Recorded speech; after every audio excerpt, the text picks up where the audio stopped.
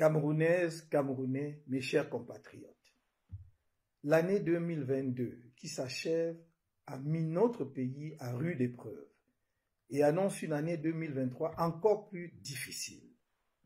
Je ne brosserai pas un tableau détaillé de la situation économique et sociale désastreuse dans laquelle le régime en place enfonce notre pays, ayant eu l'occasion d'attirer l'attention sur cette situation dans diverses communications au cours de l'année. Qu'il me suffise de rappeler que depuis plus de 3 ans, notre pays est à nouveau placé sous la tutelle financière du Fonds monétaire international, comme au cours des 20 années sombres des plans d'ajustement structurel. Le déficit de notre balance commerciale n'a cessé de se creuser, avec une baisse spectaculaire du volume de certains produits d'exportation, comme la banane et le café, pour se situer à environ moins 1400 milliards de francs CFA.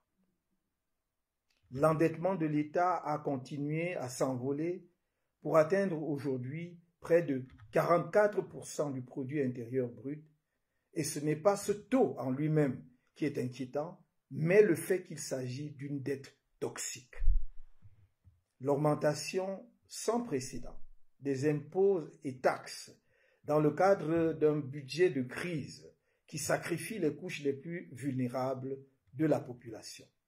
Le coût de la vie est devenu insupportable pour la plupart de nos compatriotes, avec une poussée de l'inflation et l'augmentation des prix de tous les produits, entraînant un phénomène de la vie chère violemment ressenti par la population, en particulier les couches les plus pauvres, dans un pays où le SMIC est à moins de 37 000 francs CFA, alors qu'il est entre 60 000 et 75 000 francs CFA dans des pays africains de niveau comparable. Je rappelle qu'il n'y a pas eu d'augmentation générale de salaire au Cameroun depuis plusieurs décennies. Il n'y a pas un seul pan de notre économie, de la vie politique, sociale et culturelle qui se porte bien. Vous le savez parce que vous le sentez dans votre vie de chaque jour. L'année 2022 a débuté avec les condamnations pénales scandaleuses devant des juridictions militaires de nos camarades militants et sympathisants du mouvement pour la renaissance du Cameroun, notre parti, dans des procès politiques expéditifs en fin décembre 2021.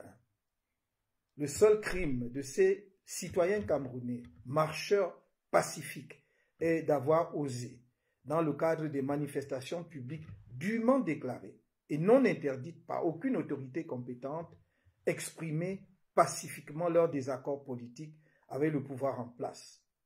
Ils avaient été arbitrairement arrêtés, torturés et illégalement condamnés, en même temps que plusieurs dizaines d'autres militants et sympathisants de notre parti. L'un d'eux, le jeune Rodrigue Daguerre-Koufet, a perdu la vie à la fleur de l'âge à la prison de Nubel à Douala sur des négligences médicales coupables et dans des conditions de détention inhumaines. Que son âme repose en paix. Qu'il sache de là où il se trouve que nous ne trahirons jamais son combat pour un Cameroun libre où la justice, la dignité humaine et les droits fondamentaux des citoyens sont respectés. Avec l'année 2022, la guerre civile qui détruit les vies, l'économie, la cohésion nationale dans les régions anglophones du nord-ouest et du sud-ouest depuis fin 2017 a enregistré une année supplémentaire. Chaque année qui passe sans que ce conflit ne soit réglé est une année de trop. Trop de nos compatriotes, civils et militaires, sont morts dans ce conflit fratricide. Il est plus que temps que tous les efforts soient conjugués au niveau national et international pour y apporter une solution politique définitive. Nos populations des régions concernées aspirent à la paix et à la tranquillité pour mener leur vie, et notre pays pour asseoir la cohésion nationale et poursuivre vigoureusement sa marche vers le développement global et le progrès partagé. l'année 2022 est aussi celle au cours de laquelle se sont aggravés les phénomènes d'insécurité liés notamment à la cohabitation difficile entre certaines communautés de notre pays, à la circulation, aux dérives sociales engendrées par la précarité croissante des couches les plus pauvres de notre population, en particulier en milieu urbain, et l'absence d'une réponse adéquate aux problèmes chroniques du chômage des jeunes et l'exclusion sociale qu'il engendre. C'est ainsi qu'on a assisté avec tristesse aux affrontements, notamment entre les communautés arabes Choua et Mousgoum, dans le département du Logon-et-Chari, à la multiplication des accidents de la circulation terrestre et aérienne, avec le crash d'un avion à Bibé dans la Haute-Sanaga, l'insécurité alimentaire en particulier dans la région de l'extrême nord, les incursions aux frontières, l'explosion du phénomène dit des microbes qui sèment la terreur dans les villes, notamment à Douala, le phénomène de pédophilie qui détruit nos enfants, y compris en milieu scolaire, les viols, les violences sur les femmes, et j'en oublie sans doute. Ces facettes multiples de l'insécurité ont mis à nu l'incompétence notoire du gouvernement à garantir aux Camerounais la quiétude nécessaire à leur épanouissement. Aux familles qui ont perdu des proches dans cette explosion de l'insécurité, je présente mes sincères condoléances. Aux blessés et victimes diverses, je leur souhaite un prompt rétablissement et beaucoup de courage.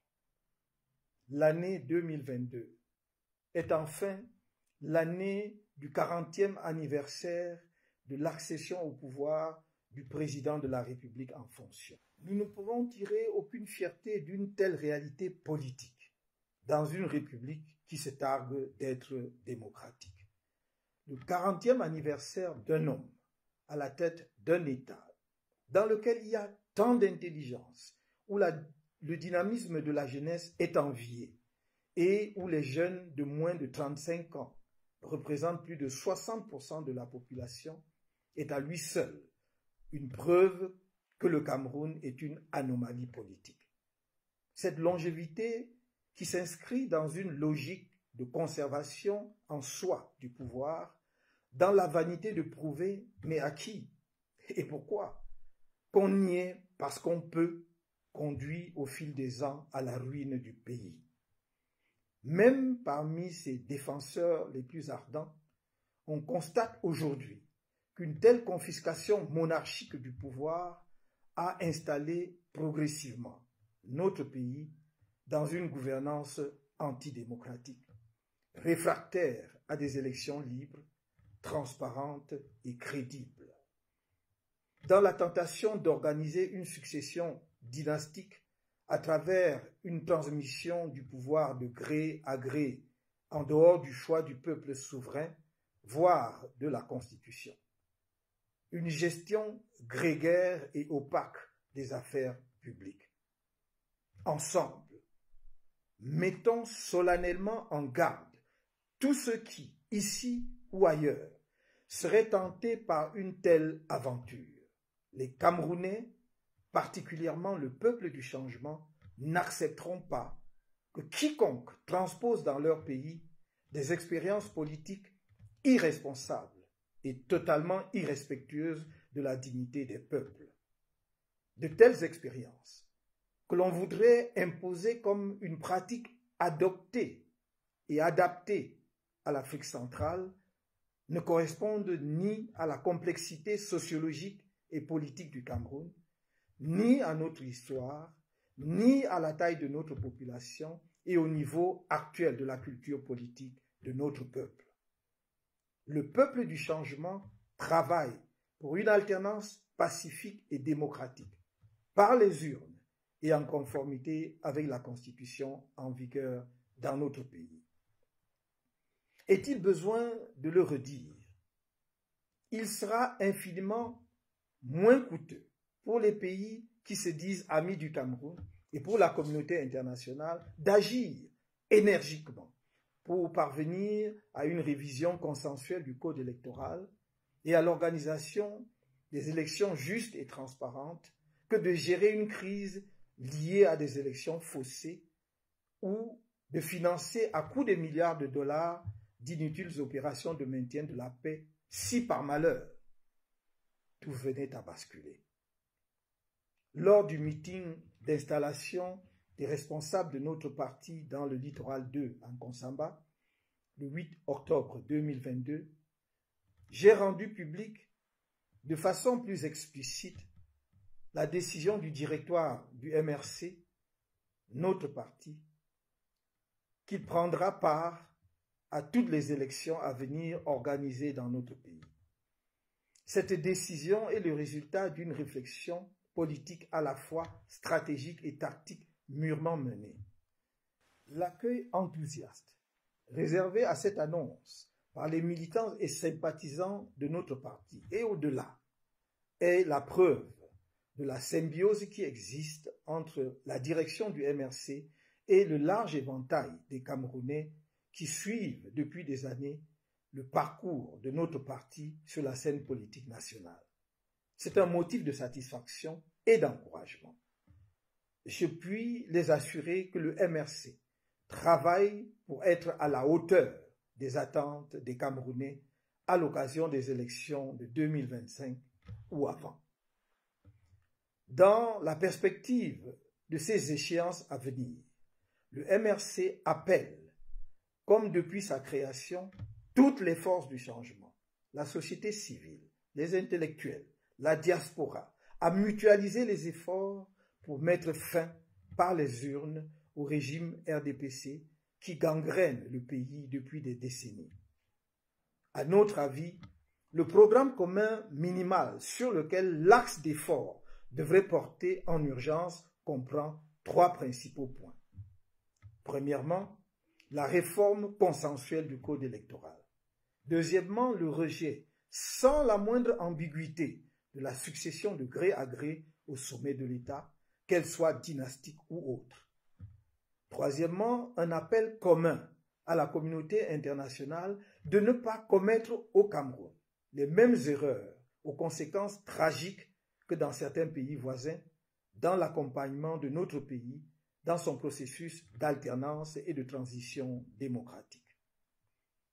Camerounaises, Camerounais, mes chers compatriotes, depuis 10 ans, ELECAM, qui de par sa composition ressemble à une sous-section du parti au pouvoir, le RDPC, ment aux Camerounais.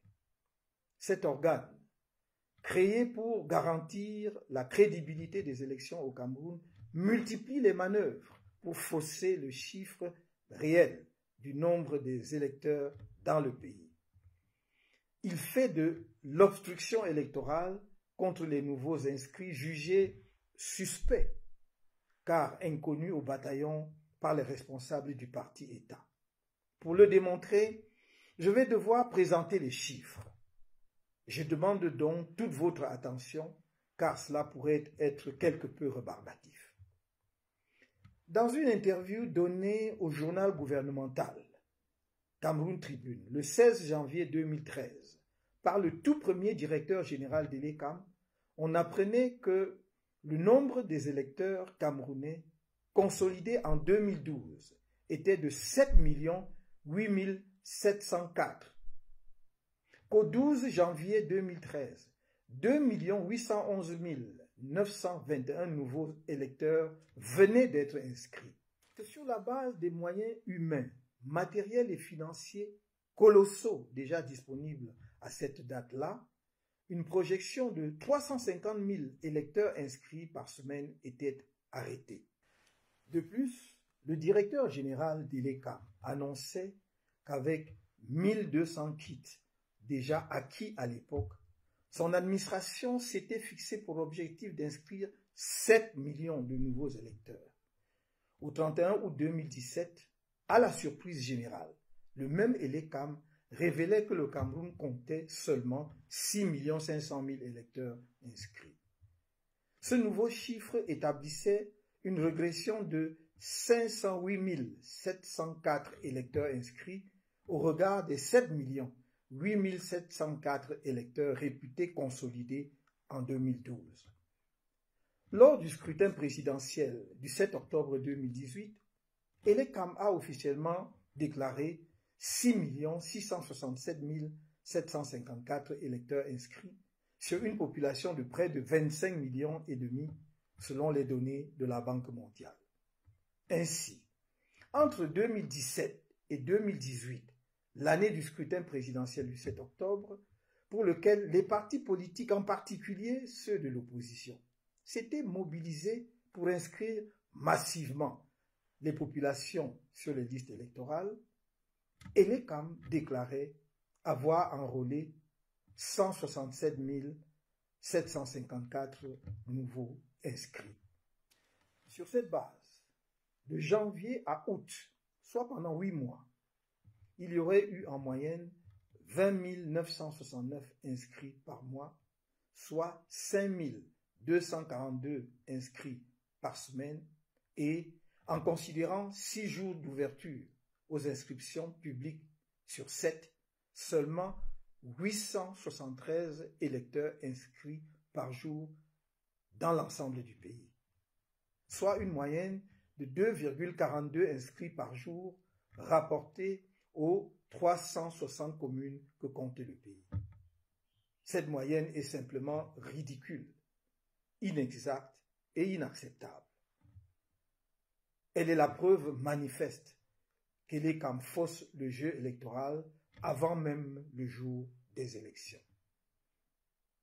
Lors du double scrutin législatif et municipal du 9 octobre 2020, 6 900 928 électeurs étaient officiellement inscrits sur les listes électorales, soit une augmentation de 233 174 nouveaux inscrits par rapport au scrutin présidentiel du 7 octobre 2018 et une moyenne journalière par commune d'environ 3,37 inscrits entre janvier et août 2019.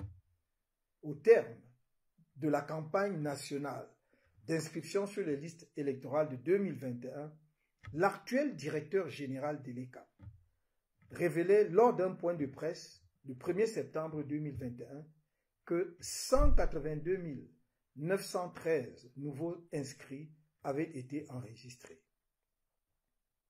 À partir de ces chiffres, on obtenait alors un ratio communal journalier de 2,6 inscrits par jour sur 6 jours, 5 716 inscrits par semaine sur l'ensemble du pays et 22 864 inscrits mensuels dans tous les 360 arrondissements et toutes les ambassades et les consulats du Cameroun à l'étranger.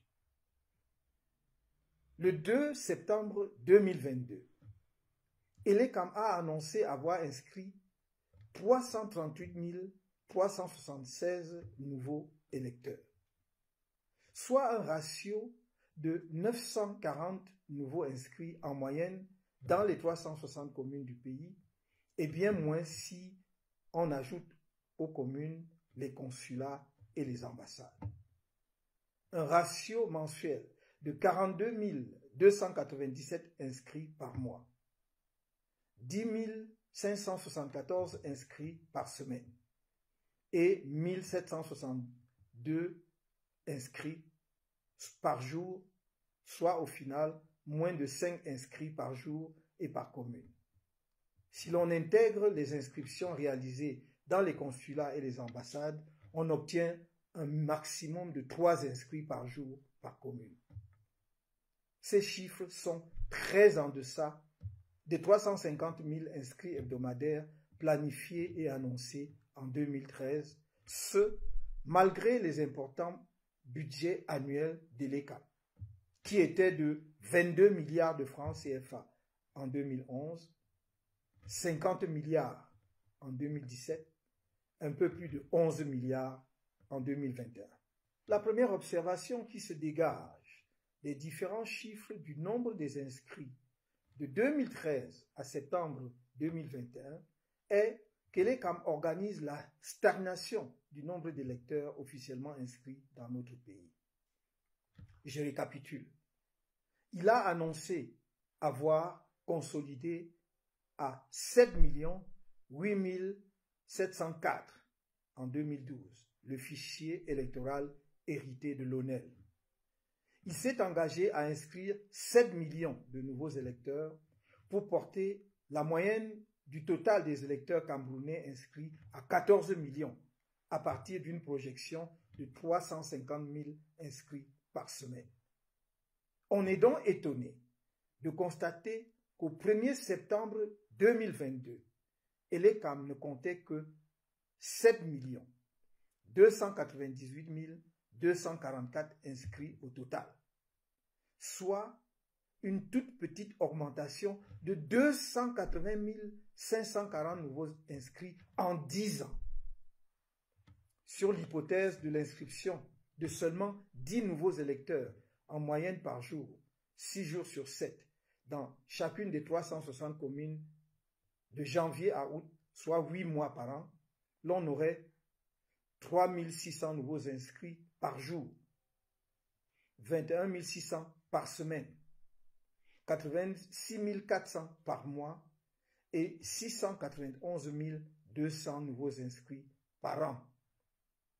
Sur cette hypothèse très basse, en 10 ans, l'ECAM aurait relevé sans grand effort le défi de 7 millions de nouveaux électeurs inscrits qu'il s'était lui-même fixé.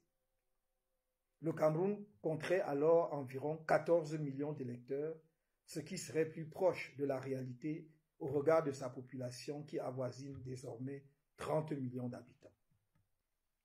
Même en prenant une moyenne de 5 nouveaux électeurs inscrits par jour, dans chacune des 360 communes, on arriverait à 1800 nouveaux inscrits par jour sur le plan national, 10 800 par semaine, 43 200 par mois, 345 000 par an, soit au total 3 456 000 nouveaux électeurs inscrits en 10 ans, au lieu des 280 540 qui ressortent des chiffres de l'ECAM. Donc, même avec cette hypothèse basse de seulement 5 nouveaux électeurs inscrits en moyenne par jour dans chacune des 360 communes, le corps électoral du Cameroun devrait être de 10 464 904 électeurs en 10 ans, soit 7 8 904 électeurs tels que consolidés en 2012, plus les 3 456 000 nouveaux inscrits de 2012 à 2022. Face à une dictature quarantenaire qui veut s'auto-régénérer, nous devons montrer ensemble, pacifiquement, notre détermination républicaine, patriotique et démocratique, en faisant preuve d'intelligence face aux forces obscures qui sont à l'œuvre au sein du régime pour nous maintenir captifs. Dans cet ordre d'idées, nous pourrions agir ensemble sur les 3 axes majeurs suivants. Premièrement, amener l'organe électoral et l'ECAM à rendre public les vrais chiffres des électeurs inscrits sur les listes électorales. Deuxièmement, dénoncer les fraudes électorales en amont, lesquelles consistent en le refus par la police nationale de délivrer des cartes nationales d'identité à de nombreux Camerounais. Troisièmement, exiger un recensement démographique général avant les échéances électorales de 2025 et un redécoupage conséquent des circonscriptions électorales.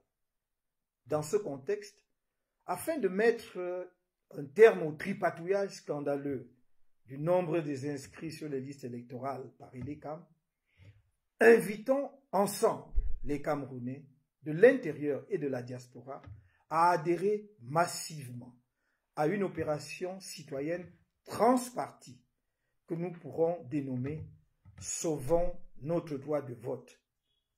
avec pour directive « Inscris-toi, transmets-nous copie de ton récépissé et nous garantirons ton droit de vote auprès de l'ECAM. » Dès l'ouverture de la campagne des inscriptions sur les listes électorales, au début du mois de janvier 2023, répondez massivement à cet appel.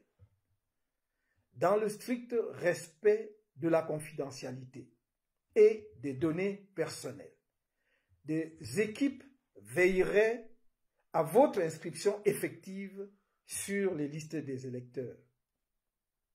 Avec les récépissés recueillis et le travail de suivi qui serait fonctionnel dès janvier 2023, nous serions désormais en mesure de mettre l'ECAM devant ses responsabilités. Des numéros WhatsApp seraient mis à votre disposition dans le cadre de cette opération de suivi des inscriptions sur les listes électorales. Le secrétariat de la plateforme des partis politiques et de la société civile pour la réforme consensuelle et participative du système électoral, ouvert à d'autres forces politiques, pourrait être l'organe de suivi de l'opération. C'est le droit de chaque Camerounais d'être électeur et nul n'a le droit de l'en priver. Le dernier recensement général de la population dans notre pays remonte à 2005, c'est-à-dire il y a bientôt 20 ans. Les résultats de ce recensement ne furent rendus publics qu'en avril 2010. Cependant, en violation de la loi qui prescrit que l'organisation des élections, en particulier la répartition des sièges des députés et des conseillers municipaux, se fait sur la base du résultat du dernier recensement démographique, le décret présidentiel portant répartition du nombre des sièges de députés, publié le 3 juillet 2013, n'avait pas pris en compte le résultat du dit recensement. De même, la répartition des sièges des conseillers municipaux par arrondissement repose sur le résultat du recensement de 1987. Tout cela est contraire à la loi.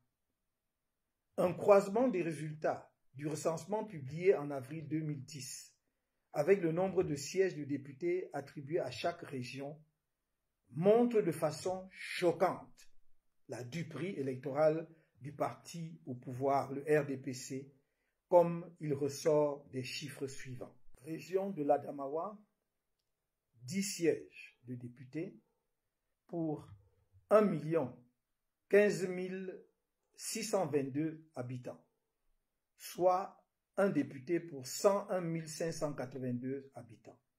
Région du Centre, 26 sièges de députés pour 3 525 664 habitants, soit un député pour 129 488 habitants.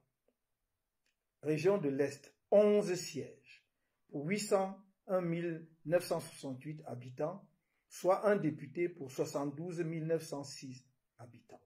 Région de l'extrême nord, 29 sièges pour 3 480 414 habitants, soit un député pour 120 014 habitants. Région du littoral, 19 sièges pour 2 865 795 habitants, soit un député pour 150 831 habitants. Région du Nord, 12 sièges de députés pour 2 50 229 habitants, soit un député pour 170 852 habitants. Région du Nord-Ouest, 20 sièges de députés pour 1 804 695 habitants, soit un député pour 90 235 habitants. Région de l'Ouest, 25 sièges pour 1 785 285 habitants, soit un député pour 71 411 habitants. Région du Sud, 11 sièges de députés pour 634 655 habitants, soit un député pour 57 695 habitants. Région du Sud-Ouest, 15 sièges de députés pour 1 384 286 habitants, soit un député pour 92 287 habitants. Outre son impact sur les élections législatives, le résultat du recensement devrait avoir des conséquences aussi bien sur les élections municipales que sur les sénatoriales. Aussi, j'appelle le gouvernement à prendre en urgence toutes les dispositions afin qu'un recensement démographique soit mené de façon professionnelle d'ici le milieu de l'année 2024. Ce travail doit et peut être mené dans l'intervalle de 18 mois à venir. C'est le lieu de demander aux uns et aux autres de reprendre leurs esprits. Je veux parler de tous ceux qui, effrayés par la perspective d'un jeu démocratique crédible, parce que fiable, appellent à une nouvelle prorogation du mandat des députés au terme de leur mandat en cours, qui prendra fin en février 2025, après la prorogation en 2019 de celui des députés de la précédente législature. Camerounaises, Camerounais, mes chers compatriotes, au moment où se referme cette année 2022, je ne peux m'empêcher d'avoir une pensée pour nos camarades toujours otages politiques du régime dans les prisons de Yaoundé et de Douala, victimes de la haine politique et des vengeances judiciaires. En septembre dernier, le groupe de travail sur la détention arbitraire des Nations Unies, après des échanges contradictoires avec le gouvernement camerounais, a établi définitivement que nos camarades sont détenus arbitrairement et qu'en tant que civils, ils n'auraient jamais dû être jugés par des tribunaux militaires. Il s'agit là d'une victoire juridique remarquable dans la lutte judiciaire que nous avons engagée contre la violence du régime, et ce, quel que soit le sort que celui-ci réservera à cet avis. J'invite nos amis, prisonniers politiques, à rester combatifs et le peuple du changement à rester confiant, car l'aurore approche. Elle est dans les limbes de la nuit, de la longue nuit. À tous les Camerounais du pays et de la diaspora, j'adresse mes vœux les meilleurs, ainsi que ceux du mouvement pour la renaissance du Cameroun pour l'année 2023. Année cruciale dans notre marche commune vers l'alternance politique pacifique tant attendue. Aucune attaque ne nous ébranlera. Aucune bassesse ne nous déboussolera. Aucune violence ne nous déraillera. Je l'ai dit et je le répète, vous pouvez compter sur moi. Je ne vous trahirai jamais. Que Dieu bénisse le Cameroun.